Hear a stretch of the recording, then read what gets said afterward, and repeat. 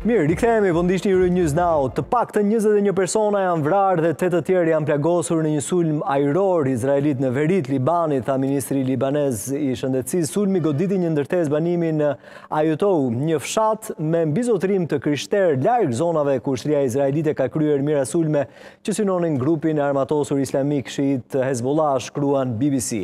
Ushtria izraelite nuk i komentoi menjëherë raportet, por kjo ndodhi pasi kryeministri izraelit Benjamin Netanyahu u zotua të vazhdoj të godasë Hezbollahun pa mëshirë kudo në Liban, përfshirë edhe Beirutin.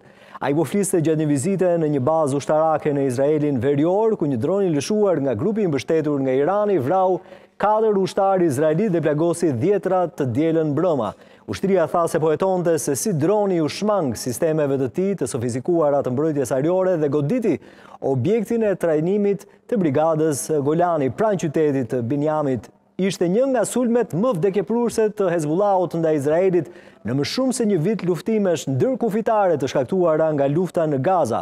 Hezbollahu tha se ishte një përgjigje ndaj sulmeve vdekjeprurse, për cilat Ministria e Shëndetësisë e vendit thotë se kanë vrarë pothuajse 1700 njerëz gjatë muajit të kaluar.